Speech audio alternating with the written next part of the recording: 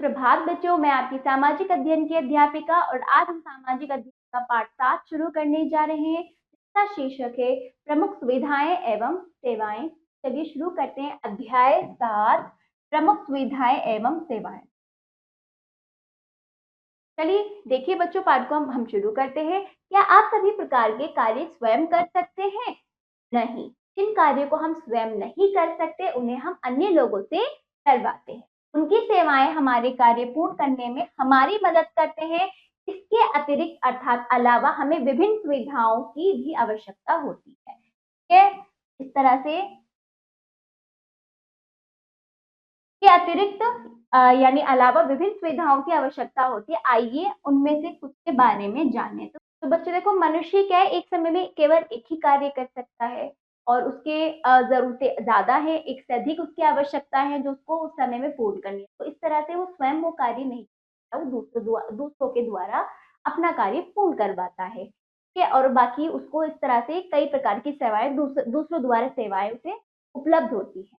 इसके अलावा विभिन्न सुविधाओं आवश्यकताओं की के लिए इसी तरह से उसको कई प्रकार की सुविधाएं व उसकी आवश्यकताएं हैं जो तरह से वो दूसरों द्वारा प्राप्त करता है। तो देखिए बच्चों, उसको सुविधाएं मनुष्य की जो कई प्रकार की सुविधाएं हैं उसकी आवश्यकताएं हैं जो उसे दूसरों द्वारा प्राप्त होती है। तो इस तरह की हम कुछ सुविधाएं व सेवाएं देखते हैं। सबसे पहले बाजार। बाजार विभिन्न प्रकार की आवश्यकताओं की पूर्ति के लिए बाजार का होना बहुत जरूरी है। यहाँ पर अलग अलग प्रकार के लोग अपनी अलग अलग सेवाएं लोगों को प्रदान करते हैं। हम प्रतिदिन की जरूरत की सभी वस्तुएं बाजार से खरीद कर लाते हैं। हम बाजार से दाल, सब्जी, अनाज, फल, कपड़े, बिजली का सामान इत्यादि खरीदते हैं। तो बाजार में कुछ दुकानें ऐसी होती हैं जिसमें कोई एक वस्तु विशेष ही मिलती है और कुछ दुकानें ऐसी होती है जिन पर आवश्यकता की सभी मुख्य वस्तुएं प्राप्त हो जाती है। तो इस तरह से आपने देखा बच्चों, यहाँ पर बाजार में भी आप जाते हो, आप देखते होंगे कई प्रकार की दुकानें होती हैं, अलग अलग वस्तु की अलग अलग दुकानें, कई तरह से जो हमें सेवा प्रदान करती हैं, हमें हमारी आवश्यकता पूर्ण करती है। बड़े शहरों में सुपर बाजार बड़े बड़े शहरों में सुपर बाजार, सहकारी भंडार इत्यादि होते हैं जहां से हम प्रत्येक वस्तु उचित मूल्य पर खरीदते हैं। सुपर बाजार में हमें एक ही जगह पर कई प्रकार की वस्तुएं एक साथ मिल जाती हैं उचित। ये हुआ बाजार। अब आ जाइए अग्निशामक दल। अग्निशामक दल देखिए किस प्रकार हमारे लिए उपयोगी है, हमारे लिए सेवा प्रदान करता है। प्रत्येक शहर में, हर शहर में एक अग्निशामक केंद्र, दमकल केंद्र, फायर स्टेशन होता है। हर एक शहर में क्या होता है, दमकल केंद्र होता है जिसे अंग्रेजी में फायर स्टेशन। ठीक है, अग्निशामक दल का मुख्य काम कहीं भी आग लगने पर आग को रोकना के नियंत्रित करके लोगों की जान तथा संपत्ति की रक्षा करने का होता है। तो अग्निशामक दल क्या करता है, आपका फायर स्टेशन द्वारा अग्निशामक दल वहां से भेजा जाता है और वो लोगों को जहां पर आग लगती है उस आग को बुझाने का कार्य और लोगों की जान बचाने व उनकी जान माल की हानि को रोकने का कार्य करता है। ठीक है, इस दल के पास लाल रंग की बड़ी बड़ी दमकल गाड़ियां होती हैं के द्वारा आग बुझाने का कार्य होता है। ठीक है, जिनमें पानी को दूर फेंकने के लिए एक शक्तिशाली पंप और पानी का बड़ा टैंक रखा होता है। आग लगने पर अग्निशामक केंद्र को सूचना दी जाती है। कहीं भी यदि आग लग जाती है, सबसे पहले हमें अग्निशामक केंद्र पर किसी भी तरह से सूचना आप फोन के द्वारा दे सकते हैं। ठीक है, यदि आग लग जाए तो आप वहां पर सूचना देंगे। सूचना मिलते ही केंद्र के कर्मचारी दमकल गाड़ियों के साथ घटना स्थल पर तुरंत पहुंचते हैं और बड़े बड़े पाइपों द्वारा गाड़ी के पंप से पानी फेंककर आग बुझाते हैं। तो इस तरह से वो तुरंत भेजेंगे, जैसे ही कहीं आग लगती है तुरंत आप वहां पर सूचना देंगे, वो लोग अपना सारा साधन लेकर आएंगे और जिससे कि आग पर जल्दी से काबू पा ली जाती है। ठीक है, आग में फंसे लोगों को निकालने के लिए दमकल में जितने भी लोग होते हैं, दमकल कर्मचारी अपनी जान की बाजी लगा देते हैं। लोगों की आग बुझाने के साथ साथ वो लोगों की जान भी बचाते हैं, अपनी जान जोखिम में डालकर। इस तरह से अग्निशामक दल हमें हमारी जान, हमारी संपत्ति को बचाते हैं। ठीक है, तो ये हमें इस प्रकार की सेवा प्रदान करती है। अब आ जाइए पुलिस स्टेशन। पुलिस स्टेशन देखिए, पुलिस हमारी कई प्रकार से सहायता करती है। पुलिस चोरों, डकैतों तथा आतंकवादियों से हमारी रक्षा करती है। कानून भंग करने वालों को पकड़कर दंड दिलाती है। लोगों को गलत कार्य करने से रोक, कानून का पालन करवाती है। मेलों और प्रदर्शनियों में व्यवस्था बनाने का कार्य करती है। वहां यातायात व्यवस्था के सुचारू रूप से संचालन का कार्य भी ही करती है। तो आपने देखा होगा बच्चों, जब कोई मेला लगा हो या फिर किसी प्रकार की यातायात हो या फिर किसी प्रकार का प्रदर्शन हुआ, तो आसपास तुरंत वहां पर पुलिस पहुंच जाती ताकि किसी प्रकार की कोई घटना ना घटे, आपस में कोई लड़ाई झगड़ा ना हो, सब अपने नियमों का पालन करते हुए हो। इस तरह से पुलिस क्या है, सबकी देख रेख करती, सब पे नियंत्रित करके रखती है। हमारे समाज को यदि पुलिस ना होती तो हमारा समाज का जो हमारी समाज की जो व्यवस्था होती ना, बिगड़ जाती। पुलिस के होने से हर कोई अपने नियमों का पालन अच्छी तरह नियमों का पालन कर रहा है, सब व्यवस्थित रूप से चल रहा है। तो पुलिस जो है बच्चों, चोर, डकैत, आतंकवादी से हमारी रक्षा करते हैं, हमारी जान माल की रक्षा करते हैं। और जो किसी प्रकार का कोई घटना करता है, घटना को अंजाम देता है, तो उसको भी देते हैं। तो इस तरह से पुलिस भी हमें इस प्रकार की सेवा प्रदान कर रही है। ठीक है, अब आ जाइए ग्राम सेवक एवं सेविकाएं। ग्राम सेवक सेविकाएं देखिए, ये हमारे ग्राम सेवक सेविकाएं हैं। गांव में ग्रामीणों की सहायता, जो गांव के लोग हैं वो ग्रामीण कहलाते हैं, उनकी मदद के लिए सहायता की सरकार की ओर से ग्राम सेवकों तथा ग्राम सेविकाओं, जो कि स्त्रियां होती है, सेवक पुरुष होते हैं, ग्राम सेवक सेविकाओं की व्यवस्था की जाती है ना। वहां पर उनको वहां पर ग्रामीण गांव वासियों के सहायता के लिए उन्हें वहां पर भेजा जाता है। ग्राम सेवक किसानों को खेती की नई तकनीकों के विषय में बताते हैं कि किस तरह से खेती आज के समय में किस तरह से करने पर खेती आसानी से सफल हो सकती है, कम मेहनत के साथ कम परिश्रम। उन्नत किस्म के खाद तथा बीजों के विषय में समझाते हैं। कौन? ग्राम सेवक, जो कि सरकार द्वारा भेजे जाते हैं। वे फसलों को कब कितना पानी और कौन सी खाद कब और कितनी देनी है, वे फसलों को कब कितना पानी, कौन सी खाद कब और कितनी देनी, कितना पानी देना है और कौन सी खाद खाद देनी है, खाद की भी जरूरत होती है तभी तो फसल अच्छी होगी। ठीक है, कितनी देनी है, कितनी मात्रा में देनी है, कब देनी है, फसलों की रोगों, कीड़ों तथा खरपतवारों खरपतवारों वीट से कैसे रक्षा करनी है आदि सिखाते हैं। ठीक है, तो देखो बच्चों, जैसे कि फसल लगी हुई है तो वहां पर कीड़े मकोड़े भी आ सकते हैं जो फसलों को खराब कर सकते हैं। ठीक है, तो इस तरह से उनकी रक्षा कैसे की जा सकती है और हानि, जो किसान इतनी मेहनत और परिश्रम से अपनी फसल उगाता है, किस तरह से उस फसल को सुरक्षित किया जा सकता है, तो ये सारे तौर तरीके कौन बताते हैं? ग्राम सेवक बताते हैं। अब आ जाइए ग्राम सेविकाएं। ग्राम सेविकाएं ग्रामीण, जो ग्राम गांव की महिलाओं को, तो सेविकाएं जो है गांव की महिलाओं को घर की साफ सफाई, बच्चों की देखभाल तथा उनके स्वास्थ्य के विषय में विस्तृत जानकारी देती हैं। ये ग्रामीण महिलाओं को आंगनबाड़ी के विषय में बहुत सी अच्छी बातें बताने के साथ साथ अनाज को कैसे सुरक्षित रखा जाता है इसकी जानकारी भी देती है। आजकल तो ग्राम सेविकाएं गांव की अशिक्षित महिलाओं को शिक्षित करने, परिवार नियोजन को अपनाने के लिए, परिवार नियोजन यानी अपने परिवार नियोजन यानी परिवार के कुछ नियम हैं जो सरकार द्वारा लागू किए जाते हैं और हर एक परिवार को उन नियमों का पालन करना चाहिए। वो परिवार नियोजन और परिवार को क्या परिवार नियोजन के अंतर्गत कम सदस्यों द्वारा अच्छा जीवन जीने के लिए प्रेरणा दी जाती है। परिवार नियोजन सरकार द्वारा नियम है जो लागू किए गए हैं। तो यहाँ पर ग्राम सेविकाएं यहाँ की महिलाओं को उन नियोजनों का व उन नियमों के बारे में बताती है और उनके होने वाले लाभ को समझाती है और उनको अपनाने के लिए महिलाओं को तैयार करने, औषधियां बांटने आदि का महत्वपूर्ण कार्य भी कर रही।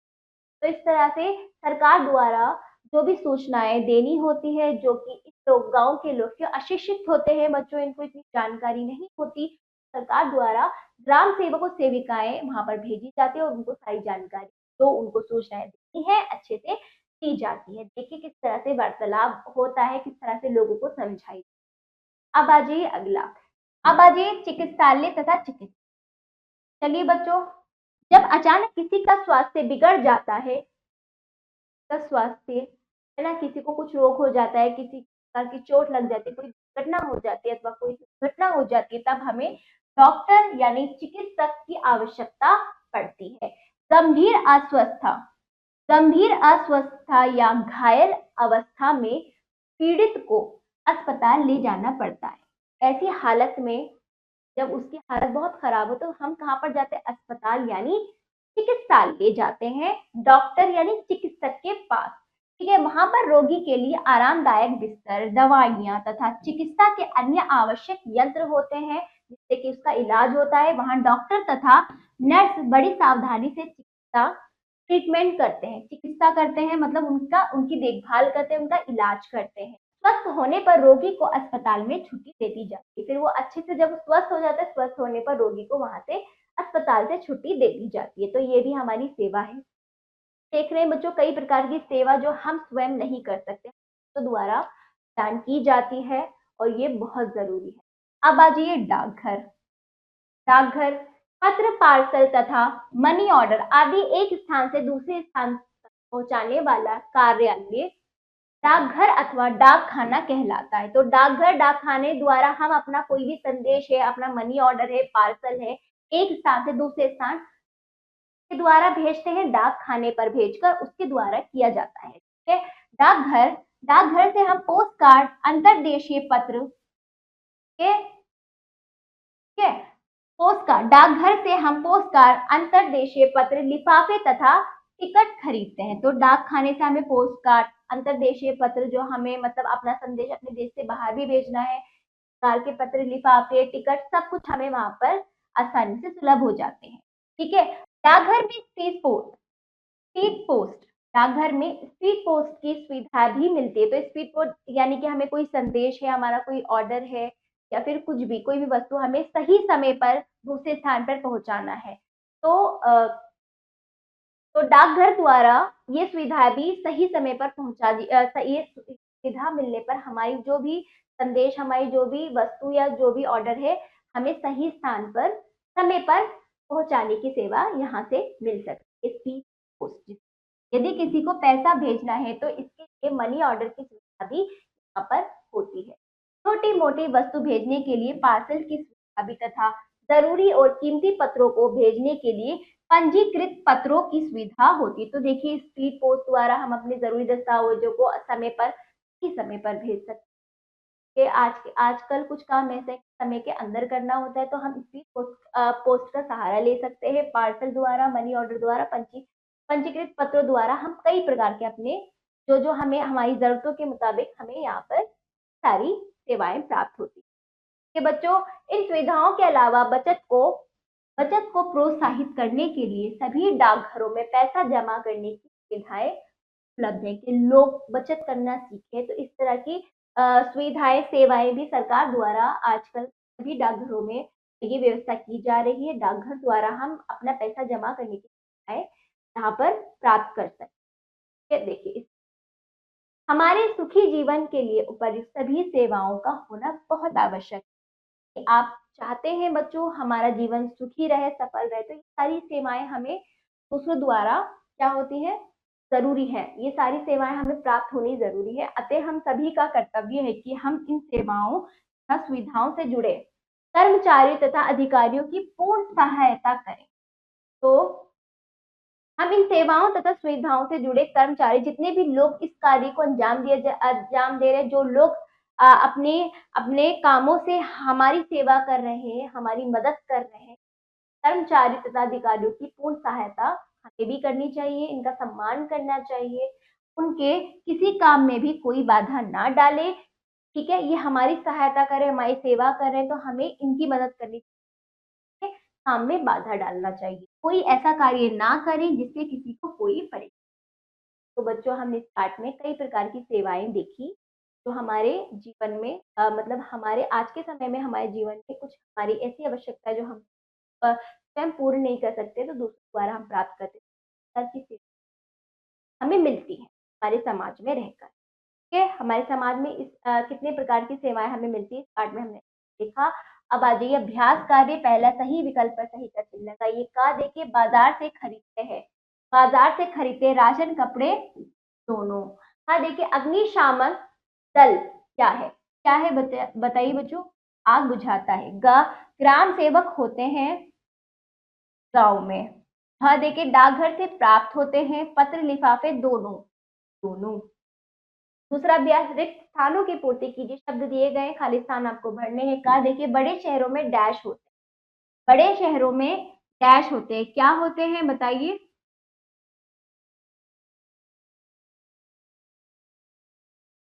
सुपरमार्केट।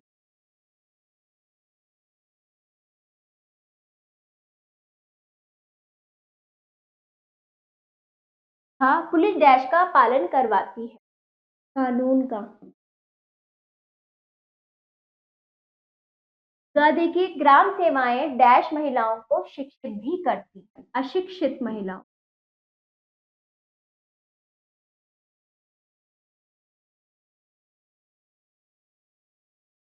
अशिक्षित महिलाओं को, ठीक है। हाँ देखिए, डैश से हम मनी ऑर्डर भी कर सकते हैं, मनी ऑर्डर, ठीक है। मनी ऑर्डर तो डाकघर आएगा, ठीक। अगला, डैश रोगी की देखभाल करती है, कौन, नर्स, ठीक। अगला, डाकघर में डैश भी जमा कर सकते, क्या जमा कर सकते हैं, धन।